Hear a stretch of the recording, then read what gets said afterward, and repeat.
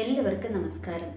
നമ്മൾക്കറിയാം, നമ്മളൊക്കെ ഇന്ന് പാടിക്കൊണ്ട് നടന്ന ഒരു സോങ് ആണല്ലേ, അവൻ ആർക്കും കടക്കാരനല്ല, അവൻ ആർക്കും ബാധ്യതയല്ല എന്നുള്ളൊരു സോങ് നമ്മൾക്കൊക്കെ അറിയാം അല്ലേ. നമ്മളൊക്കെ ഒരുപാട് പാടിക്കൊണ്ട് നടന്നതാണ്. ഒത്തിരി ഫേമസ് ആയിരുന്നു ആ പാട്ട്. അതിൻ്റെ പ്രത്യേകിച്ച് ആ ഒരു വരിയാണ് അല്ലേ, നമ്മൾ ആത്മാർത്ഥതയോടെ ആ പാട്ടൊന്ന് പാടിക്കഴിയുമ്പോഴത്തേക്കും അറിയാതെ നമ്മളുടെയൊക്കെ കണ്ണിൽ നിന്ന് കണ്ണുനീര് വന്നു പോകും. എന്തുകൊണ്ടാണ്?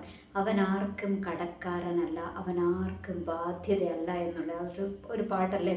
പലപ്പോഴും ഞാൻ ദൈവത്തോട് പിറുപിറുക്കുന്ന സമയത്ത് ആ ഒരു പാട്ട് തന്നു പലപ്പോഴും ദൈവം എന്നെ ബലപ്പെടുത്തിയിട്ടുണ്ട്. ബലപ്പെടുത്തിയതല്ല, നമ്മൾക്കൊരു വല്ലാത്ത സ്നേഹം ദൈവത്തോട് തോന്നും ആ സമയത്തല്ലേ.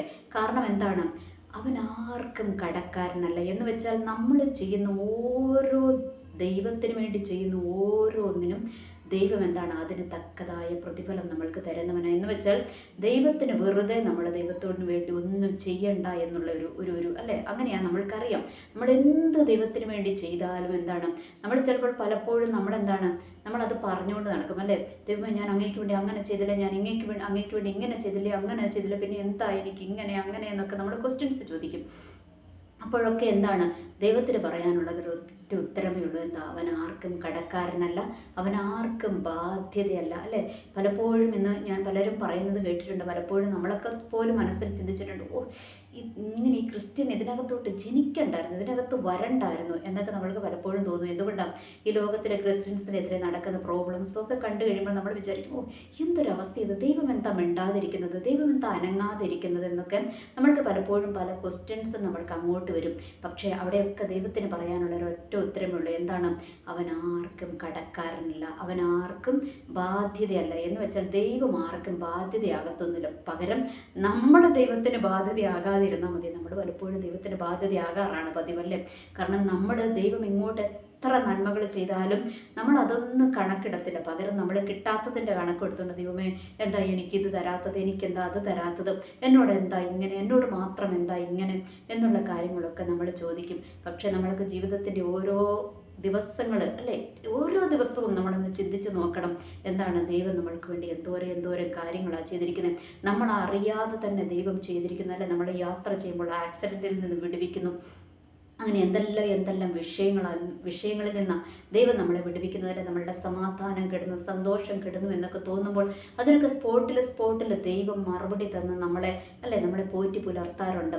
നമ്മളെപ്പോഴും വിചാരിക്കേണ്ട ഒരു കാര്യമുണ്ട്, നമ്മൾ ദൈവത്തിന് വേണ്ടി എന്തെങ്കിലും ഒന്ന് ആത്മാർത്ഥതയോടെ ചെയ്താൽ, ഒരു പ്രതിഫലവും നോക്കാതെ നമ്മൾ ചെയ്താൽ അതിന് 10,000 ഇരട്ടി മടങ്ങ് പ്രതിഫലം നമ്മൾക്ക് തരുന്ന ഒരു ദൈവമാണ് അത്. പക്ഷേ ദൈവത്തിൻ്റെ സമയത്ത് ദൈവം നമ്മൾക്ക് വേണ്ടി തരുമെന്നുള്ളതാണ്.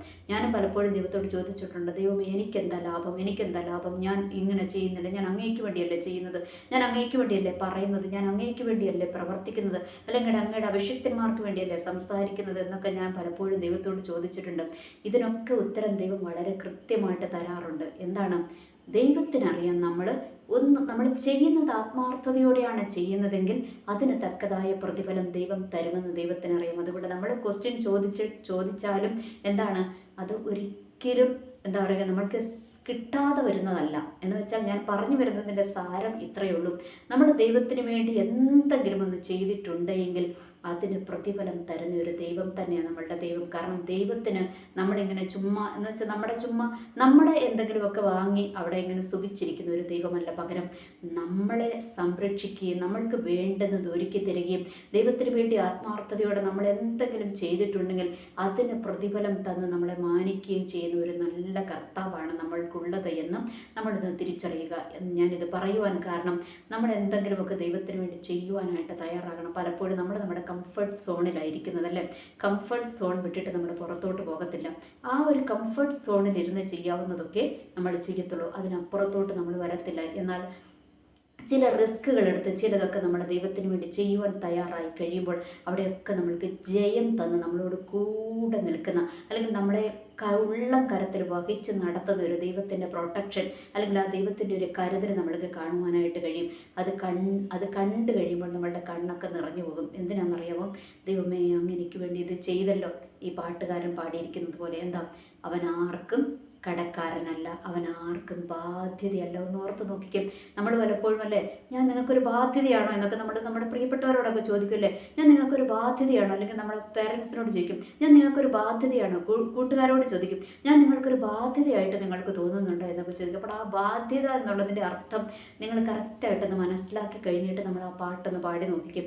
അപ്പോൾ നമ്മളുടെ അറിയാതെ കണ്ണ് നിറഞ്ഞു പോകും. കാരണം ദൈവം നമ്മൾക്കൊരിക്കലും ബാധ്യതയല്ല, പകരം നമ്മളാ ദൈവത്തിന് ബാധ്യതയാകുന്നത് എന്നുള്ളൊരു യാഥാർത്ഥ്യം കൂടെ നമ്മൾ തിരിച്ചറിയുക. പിന്നെ അവിടുന്ന് നമ്മളുടെ പിതാവായതുകൊണ്ട്, അവിടുന്ന് നമ്മളുടെ ദൈവമായതുകൊണ്ട് നമ്മൾ ദൈവത്തിന് ബാധ്യതയാകത്തില്ല. നമ്മൾ ബാധ്യതയാകരുത്. നമ്മുടെ ദൈവത്തിന് വേണ്ടി എന്തെങ്കിലുമൊക്കെ ചെയ്യുന്നവരും കൂടി ആയിരിക്കണം. കാരണം ഞാൻ എപ്പോഴും പറയാറുള്ളത് പോലെ, ദൈവത്തിൻ്റെ കരത്തിൽ നിന്ന് ഇങ്ങോട്ട് കരം നീട്ടി മേടിക്കുന്നവർ മാത്രമല്ല, ദൈവത്തിന് വേണ്ടി എന്തെങ്കിലുമൊക്കെ ചെയ്യുന്നവർ, ദൈവത്തിന് വേണ്ടി എന്തെങ്കിലുമൊക്കെ കൊടുക്കുന്നവരും നമ്മളായി തീർന്നു കഴിയുമ്പോഴേ ആ ഒരു സ്നേഹബന്ധത്തിന് എന്തുണ്ടാകത്തുള്ളൂ, ദൃഢത ഉണ്ടാകത്തുള്ളൂ അല്ലേ. ഇപ്പോൾ നമ്മൾ ഓർത്ത് നോക്കി, നമ്മൾക്ക് നല്ലൊരു സുഹൃത്തുണ്ട്. ആ സുഹൃത്തിൻ്റെ കയ്യിൽ നിന്ന് നമ്മൾ മുഴുവൻ എല്ലാം ഇങ്ങോട്ട് വാങ്ങിക്കൊണ്ടിരിക്കുക. അവരുടെ ആവശ്യങ്ങൾക്ക് വേണ്ടിയിട്ട് അവർക്ക് വേണ്ടി നമ്മളൊന്നും ചെയ്യുന്നില്ല. അവർ നല്ല സുഹൃത്തായതുകൊണ്ട് ചിലപ്പോൾ നമ്മളോട് അവരുടെ ആവശ്യങ്ങളൊന്നും പറയത്തില്ല. പക്ഷേ നമ്മൾ അവർക്ക് വേണ്ടി അറിഞ്ഞ് എന്തെങ്കിലും ചെയ്തു കഴിയുമ്പോൾ അവർക്ക് എത്രമാത്രം സന്തോഷമാണ് ഉണ്ടാകുന്നത്. അതുപോലെ തന്നെയാണ് കേട്ടോ നമ്മളുടെ ദൈവത്തിനും ആ ഒരു സന്തോഷം ദൈവത്തിനും ഉണ്ടാകും എന്നുള്ളൊരു യാഥാർത്ഥ്യം നമ്മൾ തിരിച്ചറിയുക. നമ്മൾ ആ ദൈവത്തിൻ്റെ സന്നിധിയിലോട്ട് നമ്മളൊന്നും കൂടി ഒന്ന് അടുക്കുക. ആ ദൈവത്തിന് വേണ്ടി എന്തെങ്കിലും ചെയ്യുവാൻ നമ്മൾ തയ്യാറാകുക. എനിവേ, എല്ലാവർക്കും നല്ലൊരു ദിവസം ആശംസിക്കുന്നു. നന്ദി, നമസ്കാരം.